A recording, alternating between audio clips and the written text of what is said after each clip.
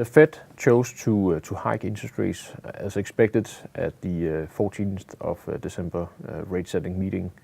and to 75 basis points, and I think they're just going to keep on hiking, but not in a very high pace, but nice and quiet, and as expected. They're doing so because they're seeing that the labor market is tightening even more, and that we're seeing wage inflationary pressures, and so this is quite natural, and you might actually argue that they should have hiked interest rates at an earlier point in time. That means that also the spread in long-term interest rates, 10-year interest rates, is now at the highest since 1989 between US 10-year rates and German 10-year rates, and so this is a very wide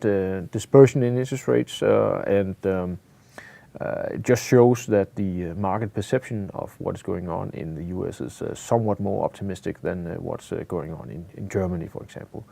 So the euro dollar has been under pressure, and I think there's a very high likelihood that we're going to see a break of parity, meaning 1.0 in January or February.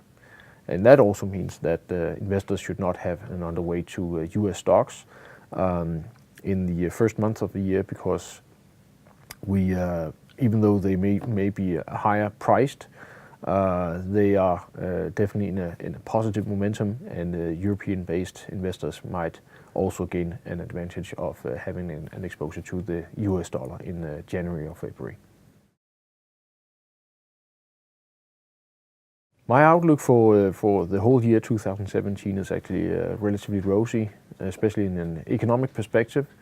It looks like the leading indicators are pointing higher. Our models for leading indicators are also pointing higher, so we expect them to actually be improving throughout the year,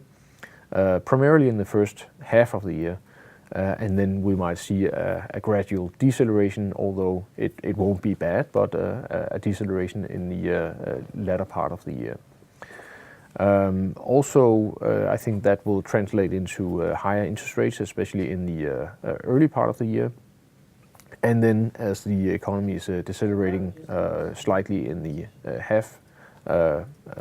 second half of the year, then we'll see a gradual decline in interest rates. So in the first part of the year, higher long-term interest rates, higher inflationary pressures, but altogether a good year also for stocks, I think, because we are seeing a quite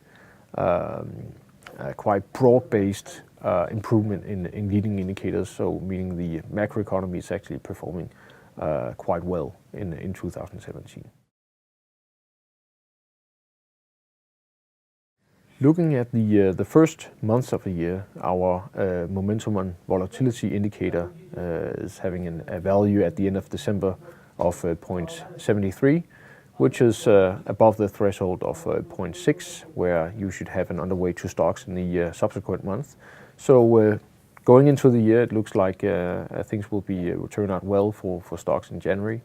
probably also in February, because of the support, this macroeconomic support that leading indicators are offering for stocks. So an overweight to stocks in the first couple of months of the year, that's what it looks like right now.